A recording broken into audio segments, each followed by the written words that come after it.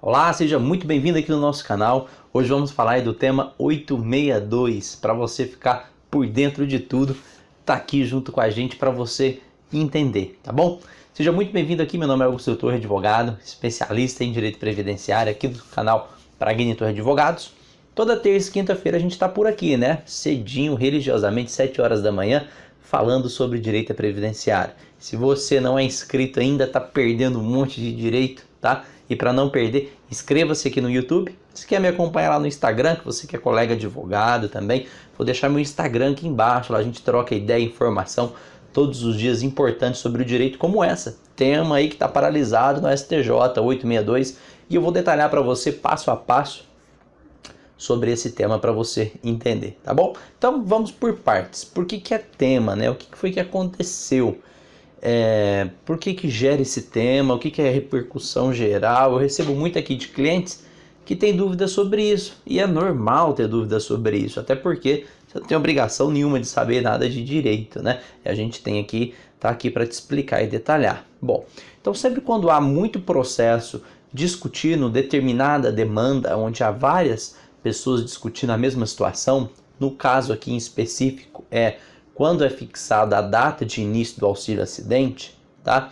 Quando há várias discussões sobre isso e pode trazer um impacto grande no país todo, os tribunais superiores, que é o STJ, Superior Tribunal de Justiça, ou o STF, Supremo Tribunal Federal, podem aí, né, fazer a paralisação dos processos. Chama sobrestamento, né, suspensão dos processos, para decidir o processo de uma forma só, onde será aplicado em todos os demais processos, para não haver o que a gente chama aqui de insegurança jurídica. Então, para não ter decisão diferente para um, decisão diferente para outro, os tribunais superiores paralisam tudo, falam, olha, calma um pouquinho, esse tema aqui nós vamos decidir, vamos votar nele, é o tema número tal, e quando eu votar sobre isso aqui, todos os demais processos vão ter a mesma sequência, vão ter a mesma aplicação.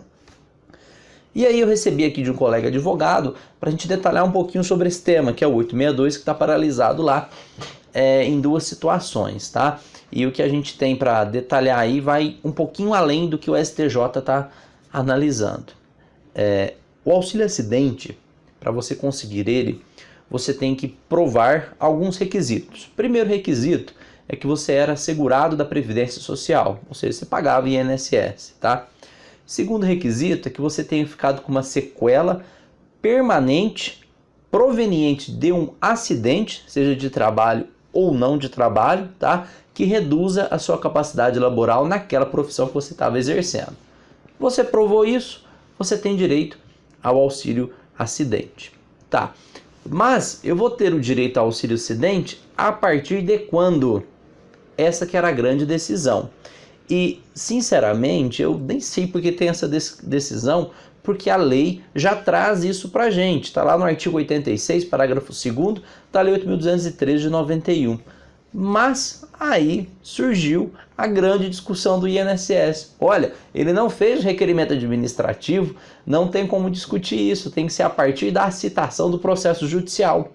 E aí os advogados do outro lado discutindo o seguinte, não, tem que ser desde a data da cessação do auxílio doença, né? Auxílio doença proveniente daquele acidente, cessou ele, já tem que ser concedido aí o auxílio acidente. E nessa discussão entre a cessação do auxílio doença como início aí do auxílio acidente ou o início do auxílio acidente na citação, foi levado ao STJ e ele paralisou tudo. Na nossa opinião, né, como sempre, o início aí do benefício auxílio acidente tem que ser decorrente a partir da cessação do auxílio doença. Por quê? Primeiro porque é um requisito legal, tá lá no artigo 86. Olha só, eu trouxe aqui a redação do artigo 86, que ele não deixa dúvida, parágrafo 2º. Eu vou colocar na tela para você acompanhar comigo. Veja só o que o parágrafo 2º diz. O auxílio acidente será devido a partir do dia seguinte ao da cessação do auxílio doença, independentemente de qualquer remuneração ou rendimento auferido pelo acidentado, vedada a sua acumulação com qualquer aposentadoria. Então observe que a redação legal ela é específica. Ela fala, olha, vai ser concedido a partir da cessação do auxílio doença. Então, nem sei porque tem essa discussão e nem deveria ter essa discussão, já deveria ter sido concedido e ponto final.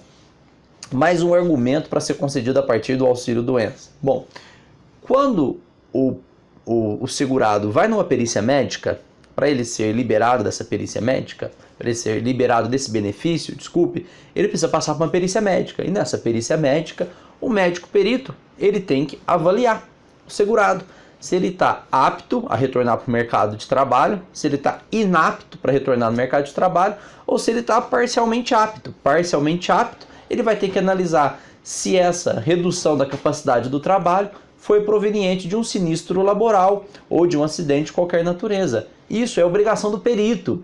Se o INSS, se o médico federal foi omisso nessa informação, agiu aí, né, contra os princípios da eficiência aí, trazido na Constituição Federal, por que ele vai jogar essa responsabilidade em cima do servidor, ou do segurado, que sequer sabia que tinha direito a esse benefício, tá? O segurado muitas vezes sabe que tem direito a esse benefício quando ele foi consultar, às vezes com algum advogado, conversou com alguma pessoa e viu que talvez poderia ter esse direito. Então o ônus não cabe no segurado, o ônus cabe exatamente à Previdência quando o servidor público, ao finalizar aí, né, a análise da perícia social, não atentou-se detalhadamente ao caso do servidor, do segurado. Consequentemente, como ele não atentou-se ao caso do segurado, incumbe sim ao INSS fazer a reparação do dano e conceder o benefício desde a cessação do auxílio-doença e não da citação do INSS no processo judicial. Bom, isso tem muita discussão.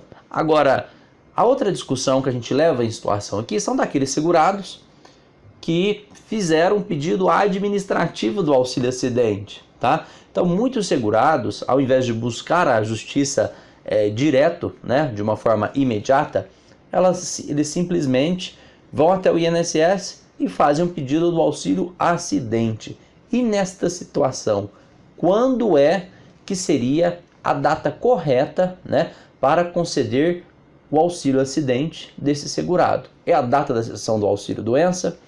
É a data da citação válida lá no processo judicial? Ou é a data de entrada do requerimento administrativo? Mesmo assim, mesmo quando o segurado entre com o processo administrativo solicitando um auxílio acidente por uma ineficiência de ser analisada pelo perito que fez aí a análise da incapacidade dele, mesmo assim, quando há o processo administrativo exclusivo de pedido, nós acreditamos que deve ser considerado como a cessação do auxílio-doença proveniente daquele sinistro, tá bom? Então é um tema que está em discussão ainda no STJ, ele está paralisado, a gente acredita que logo mais, acredito que até esse ano ele já vai ter julgamento aí, e ele traz a seguinte redação, só para a gente fechar aqui certinho, que é a fixação do termo inicial do auxílio acidente decorrente, né, da cessação do auxílio doença na forma dos artigos 23 e artigo 86 do parágrafo 2º da Lei 8.213. Então, tá aí nas mãos da ministra Alcete Magalhães, né, ministra do STJ, para fazer aí o voto e, consequentemente, resolver essa controvérsia. Eu vou tratar desse tema assim que for publicado, porque vai trazer um monte de gente aí, então inscreva-se no canal, ative as notificações para você não perder nada desse tema importantíssimo no direito previdenciário. Até a próxima semana. Tchau!